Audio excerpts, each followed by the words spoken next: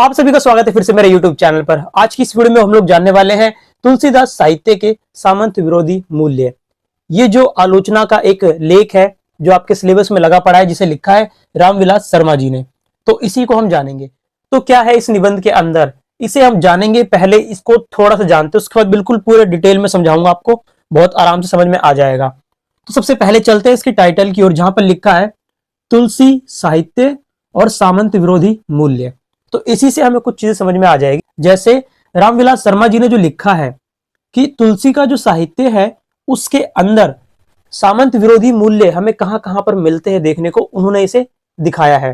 तो बेसिकली इन्होंने तुलसीदास का जो साहित्य था, जिसमें रामचरितमानस को इन्होंने आधार बनाया है, उसी के अंदर इन्होंने ज्यादातर चीजें दिखाई है।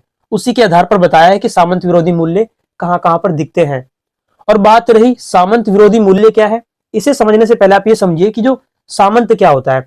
सामंत यानी कि जो राजा महाराजा हुआ करते थे, उनके से जो नीचे के कुछ लोग होते हैं जो उनका कार्यभार संभालते हैं, तो उनको सामंत कहा जाता था। पर लेकिन यहाँ पर जो सामंत है उससे थोड़ा सा अलग, उन्हीं का प्रतिनिधित्व करने वाला है। यानी कि एक तरीके से शक्तिशाली व्यक्ति जिसके अंडर बहुत सारे लोग हो, समाज का आप शक्तिशाली वर्ग भी कह सकते हैं इसे, जिसे कहते हैं सामंत। तो उसके पास शक्ति होती है, पैसा होता है, जमीन होती है, अमीर टाइप का व्यक्ति। तो उस तरह के जो लोग होते हैं जिनके पास जागीरें होती है, उन्हें सामंत कह सकते हैं। बाकी ये जो सामंत शब्द है इस लेख के अंदर किस रूप में आया है वो भी आपको आगे पता चलेगा। जब आप इस लेख को पढ़ना शुरू करेंगे तो शुरुआत में रामविलास शर्मा जी दो प्रकार के लेखकों के बारे में बताएंगे, जो तुलसी के साहित्य को, जो हम इसको पढ़ते हैं उसको थोड़ा सा आसान बना देते हैं। पर उन दोनों में एक बात कॉमन है, वो क्या है, वो ये मानते हैं कि तुलसीदास जी का जो साहित्य है वो सामंती व्यवस्था जो है उसका पोषक है। इसी बात को लेकर के रामविलास शर्मा जी ने उनके साहित्य के अंदर से उन चीजों को निकाल करके दिखाया है, जहां पर यह देखने पे हमें पता चलेगा कि उनका जो साहित्य है किसी भी प्रकार से सामंती जो व्यवस्था है या वर्ण व्यवस्था है उसको पोषक नहीं करता, बल्कि इनका जो साहित्य है सामंत की जो व्यवस्था है, जहां पर वर्ण व्यवस्था है, लोगों के साथ जो उच्च नीच का जो भाव रखा जाता है, ये तो उसके विरोधी है। ये तो एक जाति का निर्माण करना चाहते थे, जहां पर जितने भी प्रकार के जो लोग हैं सभी को समान तरीके से देखा जाएगा। तो वो ये चीज स्थापित करने के लिए रामचरितमानस इनका एक ग्रंथ उठाते हैं और उसमें से चीजें निकाल निकाल के बताते हैं। और वो क्या है मैं आपको बताता हूं। उससे पहले हम यहां चलेंगे कि उन्होंने ये लेख का जो शुरुआत करते हैं उसमें भक्ति आंदोलन के बारे में बताते हैं कि कैसे ये जो भक्ति आंदोलन है इसके अंदर सबसे पहले हमें देखने को मिलता है ये जातीय आंदोलन। सामंती व्यवस्था जो बहुत पहले से चली आ रही थी कि समाज में एक उच्च वर्ग है और जो कुछ निम्न वर्ग है। निम्न वर्ग क्या है, उच्च वर्ग वालों की सेवा करेंगे, और ऊंच नीच का भाव बना रहता था। वो उसके साथ क्या है, शोषण करते थे, उनका दमन करते थे। उनके साथ क्या है, समान तरीके की चीजें जो व्यवहार होता है वो नहीं होता था। पहली बार ऐसा देखने में आया भक्ति आंदोलन के अंदर, जब ये जो सामंती व्यवस्था पहले से चली आ रही थी उसको एक चुनौती मिली। और वो चुनौती सबसे ज्यादा किसने दी, जो संत साहित्य था, जिसके अंदर कबीर और इस तरह के और भी लेखक आते हैं। तो भक्ति आंदोलन के अंदर ये जातीय आंदोलन हमें दिखा, जहां पर क्या है, जातीय एकता की बात हुई, जहां पर कहते हैं कि कोई उच्च नहीं है, कोई नीच नहीं है, सभी क्या है, समान है, और एक जातीयता की बात करते हैं इसी के अंदर। तो इसी के अंदर हमें सामंत और पूंजीवादी जो वर्ग है उनके शोषण का जो विरोध है, जो वर्षों से चला आ रहा है, उसका हमें यहां पर पहली बार देखने को विरोध मिलता है। और संत साहित्य जो था वो प्रेम को महत्व देता था। तुलसीदास का भी जो साहित्य है वो योग को महत्व नहीं देते, जहां पर ब्रह्मचर्य का पालन किया जाता है, नहीं, उनका जो साहित्य है वो सौंदर्य का साहित्य है। ये सारी बातें जो मैं आपको बता रहा हूं ये आपको लेख के अंदर मिल जाएगी, और ये सारी बातें रामविलास शर्मा जी ने कही है। और इसके बाद वो एक प्रश्न उठाते हैं कि ये जो व्यवस्था अचानक से परिवर्तित हुई, इनका जो विरोध होने लग गया, इसका आधार था क्या। जिस प्रकार से आपको पता है कि रामविलास शर्मा जी एक मार्क्सवादी आलोचक है, तो उन्होंने इसी से एक उदाहरण देके बताया कि जैसे मार्क्सवाद के अंदर होता है कि वो एक आर्थिक व्यवस्था है, जिस प्रकार की आर्थिक व्यवस्था होगी यानी आधार होगा, उसी हिसाब से उसके ऊपर की चीजें बनेगी, यानी संस्कृति। जैसी आर्थिक व्यवस्था होगी वैसी संस्कृति होगी। तो इस संस्कृति का आधार ही आर्थिक व्यवस्था है। तो ठीक इसी प्रकार से ये जो भक्ति आंदोलन था इसका आधार क्या था। तो अचानक से ऐसा क्या घटित हो गया कि जो सामंती व्यवस्था थी उसका लोग विरोध करने लगे। ये सवाल वो अपने लेख में उठाते हैं। आप जब पढ़ेंगे आपको अगर इसका जवाब मिले तो मुझे भी बताना। अब हम चलते हैं दूसरे पार्ट की ओर। दूसरे पार्ट के अंदर क्या है कि रामचरितमानस उनके इस ग्रंथ को आधार बनाया गया है उनकी बातों को बताने के लिए। तो तुलसीदास जी का जो स्वयं का जीवन था, उनके स्वयं के जीवन को अगर आप देखेंगे तो उनका जो स्वयं का जीवन अनुभव था वो किसी जो साधारण जन है दलित है उनसे अलग नहीं था। उनको भी उसी प्रकार की समस्याओं का सामना करना पड़ा था जिसे हम कहते हैं शोषण हुआ था उनके साथ। खुद सामंती जो लोग थे तुलसीदास के ऊपर बहुत अत्याचार करते थे। तो रामविलास शर्मा जी कहते हैं कि तुलसीदास जी ने तो स्वयं उस चीज को भोगा था और वो उस चीज के समर्थक हो ही नहीं सकते हैं, और इसी का उदाहरण वो इसी लेख में आगे बढ़ाते हैं। वो कहते हैं कि तुलसीदास जी ने जो भी लिखा है वो उनका सामाजिक यथार्थ है, यानी कि जब समाज है उनका जहां पर वो रहते हैं उन्होंने जो चीजें देखी उसी के आधार पर उन्होंने क्या है अपना साहित्य का निर्माण किया है। और उनके जो साहित्य है उसकी जो नींव है वो है मानवीय प्रेम, सहानुभूति। उन्होंने उनके साहित्य को अगर एक शब्द में वो कहे, तुलसी का जो साहित्य है इक्वल टू किसके किसके बराबर है? मानवीय साहित्य के बराबर है। उनके साहित्य में वो सबसे ज्यादा महत्व देते हैं, वो किसको देते हैं? मानव को देते हैं। मानव उनके यहाँ सबसे ज्यादा महत्वपूर्ण है बजाय किसी व्यवस्था और किसी चीज के। और स्पेशली वो मानव के अंदर भी पता है किसको देते हैं सबसे ज्यादा महत्व? साधारण जन को, जिसे आप दलित कह सकते हैं। दलित मतलब कोई भी वो वर्ग जिसे दबाया गया हो, जिसका शोषण किया गया हो, या फिर दूसरी भाषा में हम इसे कह सकते हैं साधारण जन। और दूसरा है स्त्री। तुलसीदास जी अपने साहित्य में इन दोनों को ही दिखाते हैं बहुत अच्छे से। और अभी मैं इनके आपको उदाहरण भी दूंगा जो इस किताब में रामविलास शर्मा जी ने दिए थे, रामचरितमानस में से ही निकाल के इस बात को बताने के लिए। यहाँ पर स्त्री की वो हालत बताते हैं कि किस प्रकार से जो स्त्री है उसको आर्थिक रूप से एक तो निर्भर बनाया गया, और दूसरी ओर उसको पढ़ाई जिसे कहते हैं एजुकेशन वो उसे नहीं मिल पाई, शिक्षा से इसे दूर रखा गया। और दलित वर्ग जो है उसका हमेशा से उसका शोषण किया गया, किस लिए? ताकि वो जो सामंत वर्ग है उसको एक तरीके से उसकी सेवा में हमेशा प्रस्तुत रहे। तो इसी चीज को वो अपने साहित्य में दिखाते हैं। इन्हीं दो चीजों को सबसे ज्यादा अपने साहित्य में उन्होंने रखा है। और ये जो हालत है किसकी वजह से इसका जिम्मेदार वो मानते हैं? सामंतीवादी और ये पूंजीवादी व्यवस्था है।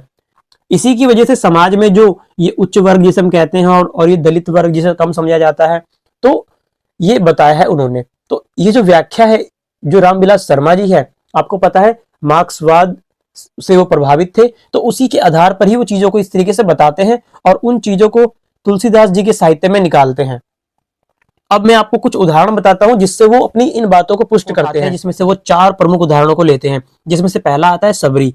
सबरी का एग्जाम्पल आप सभी जानते होंगे, राम के द्वारा उनके जूठे बेर खाने का जिक्र, और गिद्ध। तो ये जो है उनकी उसमें आया है। आपके स्क्रीन पे एक लेख भी आ रहा होगा जिसमें बताया गया होगा, ये जो दोहा जहां पर ये आया है उसका दोहा आप लोग देख सकते हैं। दूसरा उन्होंने बताया है कौल और किरात। ये जो कौल और किरात है, जब राम जो है चित्रकूट पहुंचते हैं तो वहां जब चित्रकूट पहुंचते हैं तो वहां पर आप देखेंगे कि वो कौल और किरात को नहीं भूलते हैं। इस कौल जाति के बारे में कहा जाता है कि जो मुगल बादशाहों के जमाने में इन कौल किरातों का अखेट किया जाता था, यानी इनका शिकार किया जाता था। और इनमें से जो लोग भी पकड़े जाते थे उन लोगों को ये लोग काबुल में जाके बेच देते थे। तो इस तरीके की जो बुरी हालत थी इस जाति की थी, और वो इसको भी अपने साहित्य के अंदर जगह देते हैं, पहचान देते हैं। तो ये जो जाति है इसको भी उन्होंने अपनी जो साहित्य है उसमें इन्होंने जगह दी है, उसे इग्नोर नहीं किया है। इसी तरीके से अगला जो उदाहरण उन्होंने दिया है केवट का और निषाद का। केवट का एग्जाम्पल आप सभी जानते हैं, कितनी ज्यादा ये बात प्रसिद्ध है केवट के बारे में। इन दोनों के उदाहरण आपकी स्क्रीन पे आ रहे होंगे, कौल किरात का और केवट और निषाद के बारे में उन्होंने क्या लिखा है इसे आप देख सकते हैं। एग्जाम में अगर आप इन्हें कोट कर देंगे तो आपके नंबर पूरे भी मिल सकते हैं। चौथा एग्जाम्पल देते हैं सरयू राजघाट का, जहां पर वो वर्णन करते हैं किस प्रकार से जो चारों वर्ण के जो व्यक्ति हैं एक साथ स्नान कर रहे हैं। ये आपकी स्क्रीन पे देखिए दोहा भी आ गया होगा जहां पर उन्होंने इन चारों के बारे में बताया है। ये जो बातें मैंने आपको बताई ये तो था उनके इसमें पूरा मेन जो रोल निभाता है पूरे निबंध का, और कुछ 2-3 बातें और थी साइड में, वो भी बता देता हूं आपको। जिसमें से पहला है नाम और भाषा। वो कहते हैं कि ये नाम और रूप ब्रह्म की 2 उपाधियां हैं, और नाम को वो सबसे पहले ऊपर रखते हैं हमेशा। नाम को ऊपर क्यों रखते हैं? जैसे कि नाम को आप दूसरे शब्द से भाषा भी समझ सकते हैं, और रूप को ज्ञान। यानी कि ज्ञान हमें कैसे प्राप्त होता है? ज्ञान हमें प्राप्त होता है भाषा के माध्यम से। ठीक उसी प्रकार से जब हम किसी के रूप को जानते हैं तो उसके नाम से ही जानते हैं। तो इसलिए तुलसी अपने साहित्य में नाम को ज्यादा महत्वपूर्ण देते हैं, उनको ज्यादा महत्व देते हैं नाम को।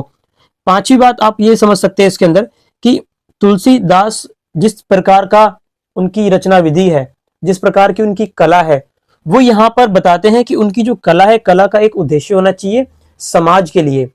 वो केवल मनोरंजन का साधन नहीं होना चाहिए और ना ही स्वयं सुखाय होना चाहिए। ना ही हम दूसरों के मनोरंजन के लिए लिखेंगे और ना ही खुद के मनोरंजन के लिए लिखेंगे। जो कहते हैं कला कला के लिए है, तो ये जो मूल्य है, तुलसीदास जी उस प्रकार के मूल्यों में अपने आप को नहीं रखते। उनका सीधा सा मतलब है कि कला का मतलब होता है कि जो समाज में लोग हैं उनके लिए उपदेशात्मक एक तरीके से लिखा जाए, उनके भले के लिए लिखा जाए, ऐसा साहित्य का निर्माण हो। केवल दूसरों के मनोरंजन के लिए नहीं लिखना है और ना ही खुद के लिए लिखना है कि हम तो स्वयं अपने आप को खुश करने के लिए लिखते हैं। तो इस प्रकार से जो अन्य कवि हैं जो इस प्रकार का लेख लिखते हैं जहां पर वो स्वयं को केंद्र में रखते हैं या फिर समाज को केंद्र में रखते हैं, उनका मनोरंजन समाज का विशेष रूप से, तो उसको भी वो कहते हैं कि इस प्रकार का जो साहित्य हमें नहीं रखना चाहिए। और रामविलास शर्मा जी कहते हैं कि तुलसीदास जी की जो ये कला है ये एक उत्कृष्ट रूप में सामने आई है। हमें इनकी कला को देख करके सीखना चाहिए कि कैसे एक जो उच्च कृष्ट का जो साहित्य है वो लिखा जाता है, जो जनता को बहुत ज्यादा प्रभावित करता है। रामचरितमानस आज बहुत से लोगों के मन में बैठा हुआ है। किस लिए बैठा हुआ है? क्योंकि जो तुलसीदास थे उनको पहचान थी कि जनता की जो वो मर्म कहाँ पर है, उन्हें क्या चीज पसंद है। एक कहते हैं ना कि एक अच्छा कवि वही होता है जो जानता हो कि लोगों का, एक शब्द है मर्म स्पर्शी या कुछ इसी प्रकार का कोई शब्द मेरे को अच्छे से याद नहीं आ रहा, जो उसको पहचानता हो, यानी कि वो जो उस चीज को पहचानेगा वो उत्कृष्ट लेवल का साहित्य लिख पाएगा। ज्यादातर जो लोग हैं उससे कनेक्ट कर पाएंगे अपने आप को। तो तुलसीदास जी को उसकी पहचान थी, यानी कि जन के जो लोग हैं उनके हृदय की पहचान है उन्हें। तो ये चीज हमें क्या है उनके साहित्य से सीखनी चाहिए। और लास्ट में वो कहते हैं रामविलास शर्मा, मेरा जो इस लेख को लिखने का उद्देश्य था वो केवल एक ही था, वो ये था कि वो लोग जो ये समझते हैं कि तुलसीदास जी जो क्या है, तुलसीदास जी जो लोग ये समझते हैं कि ये सामंत जो व्यवस्था थी उसके पोषक थे, ये वर्णवादी जो वर्ण के जो लोग हैं उनकी समर्थन करते थे, तो उन्होंने दिखाया है कि जी ऐसा नहीं है। और उन्होंने जो ये चीजें की, जो धार्मिकता का जो रूप अपनाया, धार्मिक रूप से जो अपने इन विचारों को प्रकट किया, जहां पर वो जातीय एकता को दिखाते हैं, ये जो केवल क्या है एक आवरण था। वो जो सामाजिक उस समय की जो स्थिति थी उसके लिए जो धार्मिक रूप से जो उन्होंने जो रचना करी, ये एक आवश्यक थी, ऐसा करना उस समय की आवश्यकता थी। इसी के आधार पर ही क्या है वो इन चीजों को रख पाते हैं। तो अंत में रामविलास शर्मा जी कह देते हैं यही बात कि मैंने जो ये लिखा है उन्हीं लोगों के लिए लिखा है जो तुलसीदास को सामंती व्यवस्था के पोषक मानते हैं, और वो किस प्रकार से गलत सोच रहे हैं वो पूरा इसमें यही दिखाते हैं। अब आप लोगों को ये अगर पढ़ना है तो नीचे आप कमेंट में जाना, वहां मैंने पीडीएफ का लिंक दे रखा है, वहां से आप पढ़ सकते हैं। इस किताब के अंदर ये जो लेख है मैंने हाईलाइट कर रखा है और साइड में लिख भी दिया है।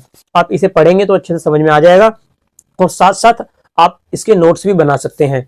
और छोटी छोटी जो बातें मैंने साइड में भी लिख रखी है, तो आपको कोई ज्यादा दिक्कत आएगी नहीं। ये वाला जो लेख है आप बहुत अच्छे से समझ जाएंगे। अगर आप वीडियो को अभी तक देख रहे हो तो इसे लाइक कर देना, चैनल पर नए तो सब्सक्राइब कर लेना। इसी तरीके से बेहतरीन वीडियोस मैं आपके लिए लाता रहूंगा, और इसे अपने और दोस्तों के साथ भी शेयर कर दीजिए ताकि उन्हें भी समझ में आ जाए ये क्या है, उनकी भी हेल्प हो जाएगी। तो मैं मिलता हूं आपको नेक्स्ट वीडियो में एक और नए टॉपिक के साथ। तब तक के लिए अलविदा।